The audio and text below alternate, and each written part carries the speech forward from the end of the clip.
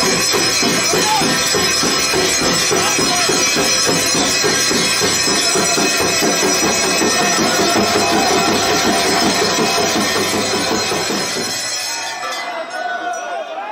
Friends, स्वागत है आपका आज के वीडियो में। आज के वीडियो में हम 12 ज्योतिर्लिंगों के दर्शन करेंगे। हम जानेंगे कि ये 12 ज्योतिर्लिंग भारत में किस किस जगह पर स्थित हैं और साथ ही साथ हम इन ज्योतिर्लिंगों से जुड़ी पौराणिक कथाओं के बारे में भी जानेंगे। और वीडियो के एंड में हम कुछ आरतियां भी देखेंगे जो कि इन ज्योतिर्लिंगों पे होती हैं, जैसे कि बाबा महाकाल की भस्म आरती।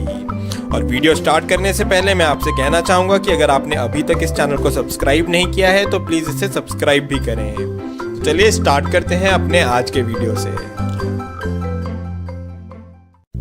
सोमनाथ ज्योतिर्लिंग, गुजरात। सोमनाथ ज्योतिर्लिंग 12 ज्योतिर्लिंगों में से पहला ज्योतिर्लिंग है और ये गुजरात के सौराष्ट्र में स्थित है। इस ज्योतिर्लिंग का संबंध स्वयं चंद्रदेव से है, तभी इसका नाम सोमनाथ है। इसके पीछे की पौराणिक कथा कुछ इस तरह से है। चंद्रदेव की शादी दक्ष की 27 बेटियों के साथ हुई थी। इन 27 रानियों में से चंद्रदेव रोहिणी नामक रानी का ज्यादा ध्यान रखते थे और बाकी रानियों पे ध्यान नहीं देते थे। इस पर क्रोधित होकर के दक्ष ने चंद्रदेव को श्राप दिया कि चंद्रदेव की रोशनी का तेज कम होता जाएगा। इस श्राप से बचने के लिए चंद्रदेव ने भगवान शिव की आराधना करी और इस पर प्रसन्न होकर के भगवान शिव ने चंद्रदेव को इस श्राप से मुक्त किया। पौराणिक कथाओं के अनुसार माना जाता है कि चंद्रदेव ने ये मंदिर सोने का बनवाया था। उसके बाद रावण ने इस मंदिर को चांदी का बनवाया और फिर श्री कृष्ण ने इस मंदिर को चंदन का बनवाया। इतिहास के अनुसार माना जाता है कि अलग अलग युद्धों की वजह से सोमनाथ मंदिर 17 बार टूटा है और इसका पुनर्निर्माण हुआ है। आज जो हम सोमनाथ मंदिर देख रहे हैं उसका निर्माण श्री वल्लभ भाई पटेल ने करवाया था। और ये है सोमनाथ ज्योतिर्लिंग के आरती के दर्शन।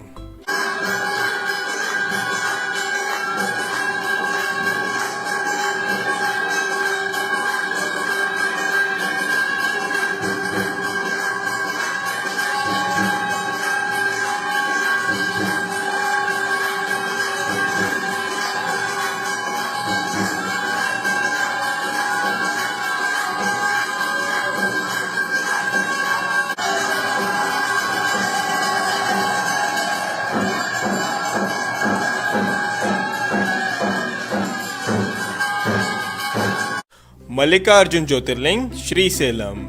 मल्लिकार्जुन ज्योतिर्लिंग आंध्र प्रदेश में श्रीसेलम नाम की जगह में कृष्णा नदी के तट पर स्थित है। इसकी पौराणिक कथा कुछ इस तरह है। जब भगवान गणेश और भगवान कार्तिकेय की शादी की बात चल रही थी तब प्रश्न ये उठा कि किसकी शादी पहले होगी। इसका निर्णय करने के लिए भगवान शिव ने दोनों को विश्व का चक्कर लगा करके आने को कहा। इस पर भगवान कार्तिकेय अपना वाहन लेकर के निकल गए, लेकिन गणेश जी ने चतुराई दिखाई और भगवान शिव और पार्वती के ही 7 चक्कर लगा लिए। जब भगवान कार्तिकेय वापस लौटे तो उन्हें लगा कि उनके साथ छल हुआ है और वो रूठ करके कैलाश छोड़ करके क्रौंजा पर्वत पर जाकर रहने लगे। माता पार्वती के कई बार समझाने पर भी उन्होंने अपना हट नहीं छोड़ा और वो कैलाश वापस नहीं आए। तब भगवान शिव और माता पार्वती स्वयं ही कैलाश छोड़ करके श्रीसेलम में आकर के रहने लगे और इस तरह से ये प्रसिद्ध हुआ मल्लिकार्जुन ज्योतिर्लिंग के नाम से। महाकालेश्वर ज्योतिर्लिंग, उज्जैन। महाकालेश्वर ज्योतिर्लिंग उज्जैन में शिप्रा नदी के तट पर स्थित है। माना जाता है कि महाकालेश्वर ज्योतिर्लिंग स्वयंभू है, यानी कि वो खुद से यहाँ उत्पन्न हुआ है। महाकाल ज्योतिर्लिंग की विशेषता ये है कि ये एकमात्र दक्षिण मुखी ज्योतिर्लिंग है। यहाँ पर हर रोज सुबह 4 बजे भस्म आरती होती है जो कि पूरे विश्व में प्रसिद्ध है। उज्जैन के लोग महाकाल को इस नगरी का राजा मानते हैं। और ये है महाकाल बाबा की आरती के दर्शन।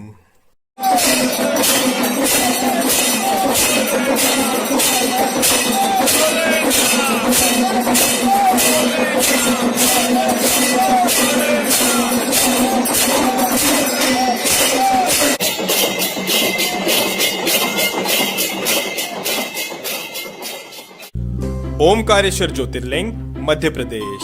मध्य प्रदेश में महाकाल बाबा के अलावा ओमकारेश्वर ज्योतिर्लिंग भी है। ये ज्योतिर्लिंग इंदौर के पास खांडवा डिस्ट्रिक्ट में नर्मदा नदी के तट पर स्थित है। ये ज्योतिर्लिंग जिस पहाड़ पर है वो पहाड़ नर्मदा नदी के बीच एक द्वीप है। इस पहाड़ के चारों ओर नर्मदा नदी बहती है और इस वजह से ये पहाड़ ओम के आकार में है और तभी इस ज्योतिर्लिंग को ओमकारेश्वर के नाम से जाना जाता है।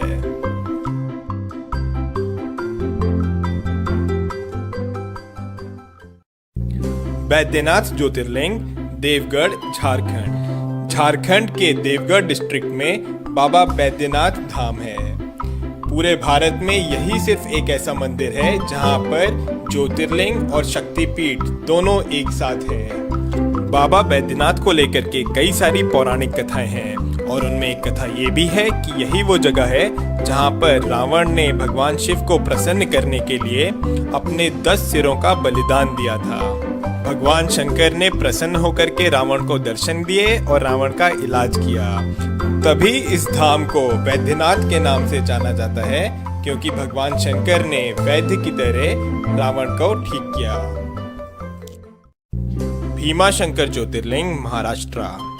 भीमाशंकर ज्योतिर्लिंग महाराष्ट्र में पुणे के पास सह्याद्री हिल्स पर है। यहाँ से भीमा नदी उत्पन्न होती है। इसकी पौराणिक कथा कुछ इस तरह से है। त्रिपुरासुर नामक राक्षस इस जगह पर काफी उत्पात मचा रहा था। उसको खत्म करने के लिए भगवान शिव खुद यहाँ पर आए और उससे युद्ध किया और उसको खत्म किया। युद्ध के बाद भगवान शिव काफी थक गए थे और यहाँ पर बैठ करके उन्होंने आराम किया और माना जाता है कि भीमा नदी उनके पसीने से निकलने वाले जल से उत्पन्न हुई। इसके बाद वहाँ के लोगों ने भगवान शिव से प्रार्थना करी कि वो यहीं पर ही बस जाएं, तो भगवान शिव प्रसन्न होकर के यहाँ पर हमेशा के लिए भीमाशंकर ज्योतिर्लिंग के रूप में स्थापित हो गए। रामेश्वर ज्योतिर्लिंग तमिलनाडु। रामेश्वर ज्योतिर्लिंग तमिलनाडु में रामनाथ नाम की जगह पर है। ये 12 ज्योतिर्लिंगों में से एक ज्योतिर्लिंग तो है ही, साथ ही साथ ये हिंदू धर्म के अनुसार 4 धामों में से एक धाम भी है। रामेश्वर ज्योतिर्लिंग की स्थापना स्वयं श्री राम ने करी थी। लंका तक जाने के लिए समुद्र पार करने से पहले श्री राम ने स्वयं इस शिवलिंग की स्थापना करी थी, तभी इसको रामेश्वर नाम से जाना जाता है।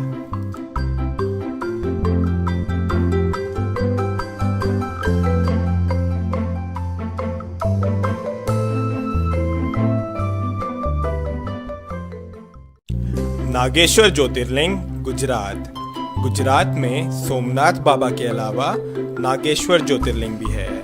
ये ज्योतिर्लिंग गुजरात में द्वारका के पास दारुकावना नामक जंगल में स्थित है। ये ज्योतिर्लिंग बाबा शंकर के नागों के रूप को दर्शाता है। शिव पुराण के अनुसार इसकी एक कथा भी है। माना जाता है कि यहाँ पर एक राक्षस का जोड़ा रहता था जिसका नाम था दारुका और दारुकी। दारुकी माता पार्वती की भक्त थी और उसे माता पार्वती से वरदान भी मिला हुआ था, लेकिन दारुका वो यहाँ पे काफी उत्पात मचाने लगा और यहाँ के लोगों को परेशान करने लगा। उसने सुप्रिया नामक एक शिव भक्त को कई अन्य लोगों के साथ बंदी बना लिया। इस पर सब लोगों ने शिव जाप शुरू कर दिया और तब शिव ने उनकी रक्षा के लिए यहाँ पर ज्योतिर्लिंग का रूप लिया। तब से यहाँ पर भगवान शिव नागेश्वर ज्योतिर्लिंग के रूप में विराजमान हैं। विश्वनाथ ज्योतिर्लिंग बनारस। उत्तर प्रदेश के बनारस शहर में विश्वनाथ ज्योतिर्लिंग है। बनारस, जिसे कि दुनिया की सबसे पुरानी नगरी भी माना जाता है, यहीं पर काशी विश्वनाथ जी का मंदिर है। काशी सभी धार्मिक स्थलों में सबसे ज्यादा महत्व रखता है।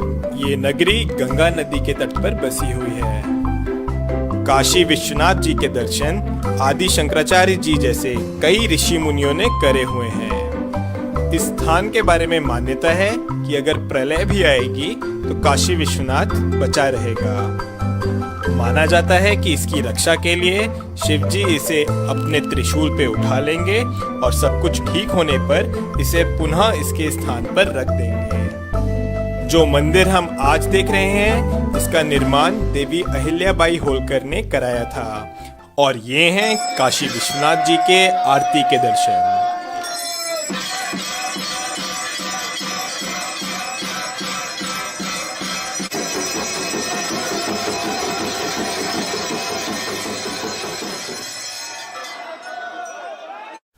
त्र्यंबकेश्वर ज्योतिर्लिंग नासिक।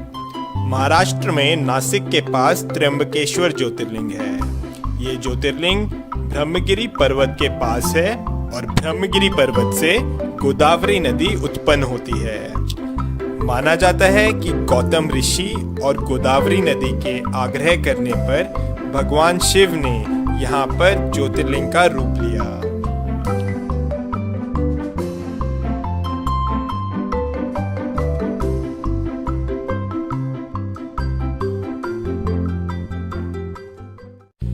केदारनाथ ज्योतिर्लिंग उत्तराखंड। उत्तराखंड में रुद्रप्रयाग जिले में केदारनाथ ज्योतिर्लिंग है।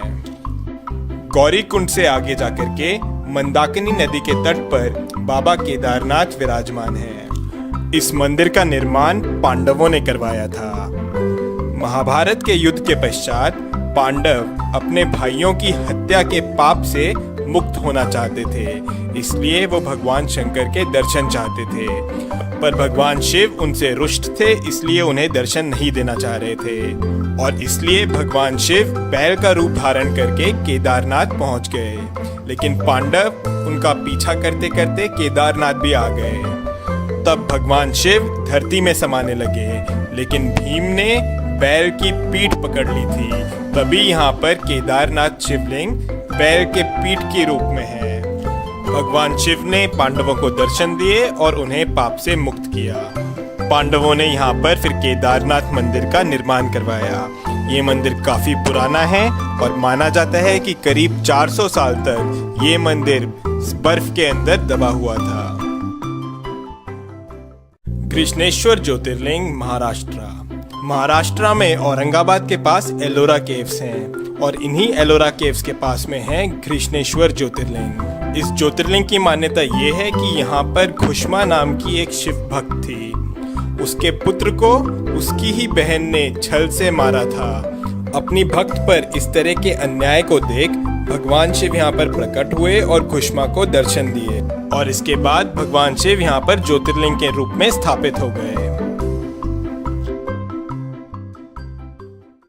तो ये हैं हमारे 12 ज्योतिर्लिंग। सौराष्ट्र सोमनाथम च श्रीशैले मल्लिकार्जुनम, उज्जैन्याम महाकालम ओमकारम अमलेश्वरम, परल्याम वैद्यनाथम च डाकन्याम भीमशंकरम, सेतुबंदे तु रामेशम नागेशम दारुकावने, वाराणस्याम तु विश्वेशम त्र्यंबकम गौतमी तटे, हिमालय तु केदारम घुष्मेशम च शिवालय। ओम नमः शिवाय। और ये हैं कुछ वीडियोस जो यहाँ की आरतियों की हैं।